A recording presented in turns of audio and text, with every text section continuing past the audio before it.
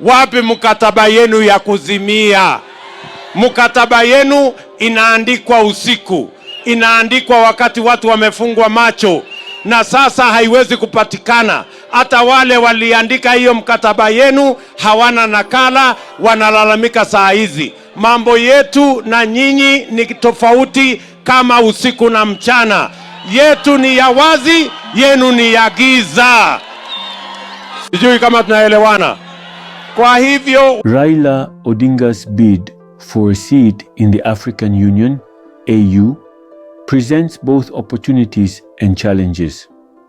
His chances of securing the position will depend on various factors, including his political experience, support from African nations, and the dynamics of the election process. As a seasoned Kenyan politician with significant diplomatic experience, Odinga has built a foundation that could aid his candidacy. However, there are complexities involved that could either enhance or hinder his success.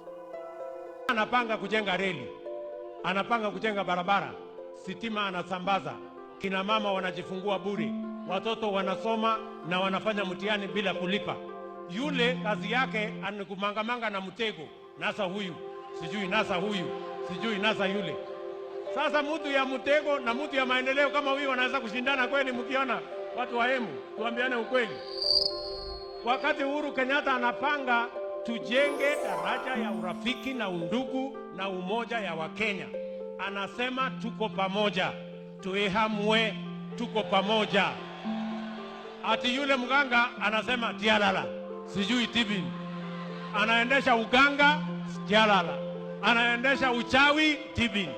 Sasa mtu ya uganga na uchawi atashindana na mtu ya Mungu namna hii kwa njia gani? Nyinyi watu wa Embu, hata nyinyi mkiona. Sisi tunamwambia Bwana Tinga. Tunaelewana? Sisi tunamwambia Bwana Tinga na watu yake, Kenya is a God-fearing nation. Sisi tunamwamini Mungu na ndio tunasema tuko pamoja. Sisi hatuamini uchawi wa tialala na hatuamini uganga wa tibini. Sisi tunaamini Mungu aliye hai. Ama mnasemaje watu wa Embu jameni? Nyinyi mnaamini Mungu ama mnaamini uchawi? Mnaamini Mungu ama mnaamini uganga? Hebu wale wanasema tunaamini Mungu, sisi watu wa Kenya nione kwa mkono. Kwa hivyo tarehe 26 mko tayari? Mko tayari? Mko tayari? Hebu nione wale wanasema tuko tayari. Political experience and international recognition. Raila Odinga has a long and distinguished political career. As the former Prime Minister of Kenya and a leader of the opposition, he has played a significant role in shaping the country's political landscape. His most notable achievement was his involvement in negotiating peace after the 2007 to 2008 post-election violence, which earned him a reputation as a mediator and peacemaker. This diplomatic experience is crucial in the context of the AU, an organization that often deals with political crises and conflicts within the continent. Beyond Kenya, Odinga is well known across Africa. His involvement in regional diplomacy, particularly within the East African Community, EAC, has made him a respected figure in the region.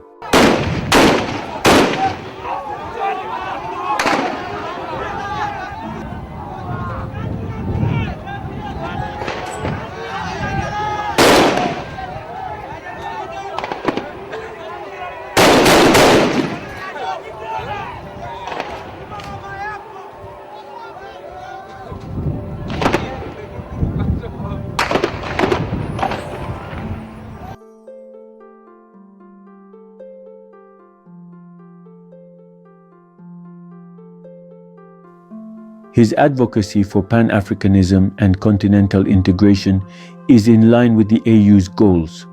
However, Odinga's mixed reputation in parts of Africa could be a hurdle. His contested 2007 election loss and the ensuing political violence left a complex legacy that may impact his candidacy.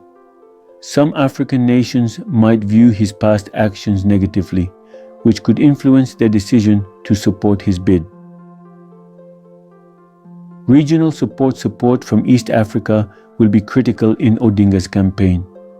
He has a strong political base in Kenya, where he has consistently garnered large amounts of support, particularly among the opposition. His regional influence within East Africa could provide him with a solid foundation for his AU candidacy. Furthermore, Odinga's experience within the East African community could help him foster support from other EAC member states, who may see him as a leader capable of promoting regional stability and cooperation.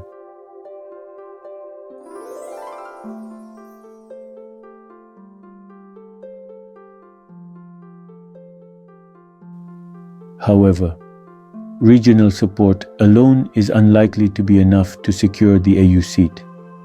The African Union consists of 55 member states, each with its own interests, priorities, and alliances.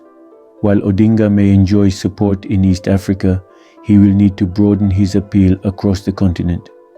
This means navigating the political landscapes of other regions, such as West Africa, Southern Africa, and North Africa.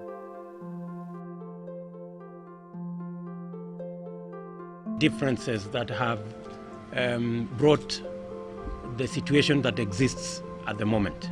You will remember that parties in the past were accused of rewarding sycophancy, hero worship, and mediocrity. Unfortunately, that is the pit that ODM today lives in. Very unfortunately. We are among the architects of ODM. We were not invited into the Orange Democratic Movement. We formed it ourselves. And the positions that we occupied after the last general elections were not given to us by anybody. They were not rewards. These are positions we earned out of our contribution to the Orange Democratic Movement. We have absolutely no apologies to make for the positions we took, and for whatever the consequences that have come, we will take these consequences in its stride with our heads high up, knowing very well that we lived by the principles that we believed in, and we are telling the remnants in ODM, see you at the general elections. His ability to build alliances with leaders from diverse political backgrounds will be crucial in determining whether he can secure enough votes to win the AU seat. The African Union election process. The AU's election process is highly political and often based on consensus rather than popular vote. This means that Odinga's ability to negotiate and build alliances with key African leaders will be crucial. The AU's political environment can be unpredictable, as countries often make decisions based on diplomatic relationships, strategic alliances, and shared interests.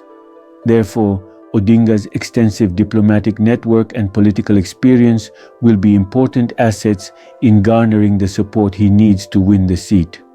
However, competition from other candidates could complicate his bid. The AU seat is a highly sought-after position, and Odinga will face challenges from other African leaders and diplomats who also have strong political bases and regional support. His competitors may present themselves as more neutral or more aligned with the AU's current priorities, which could reduce his chances. Odinga will need to effectively position himself as the most qualified candidate who can address the AU's challenges, including economic development, peace and security, and climate change. Kenya's political landscape. The political environment in Kenya will also play a role in Odinga's candidacy. His relationship with the current Kenyan government, led by President William RUTO, will be a determining factor. Anapanga kujenga reli, anapanga kujenga barabara, sitima anasambaza, kina mama wanajifungua bure, watoto wanasoma na wanafanya mtihani bila kulipa. Yule kazi yake anakumangamanga na mtego, nasa huyu, sijui nasa huyu, sijui nasa yule. Sasa mtu ya mtego na mtu ya maendeleo kama huyu wanaweza kushindana kweli? Mkiona watu wa Embu, tuambiane ukweli. Wakati Uhuru Kenyatta anapanga tujenge daraja ya urafiki na undugu na umoja ya Wakenya, anasema tuko pamoja, tuihamwe, tuko pamoja. Ati yule mganga anasema tialala, sijui tibin. Anaendesha uganga, tialala. Anaendesha uchawi, tibin. Sasa mtu ya uganga na uchawi atashindana na mtu ya Mungu namna hii kwa njia gani? Nyinyi watu wa Embu, hata nyinyi mkiona.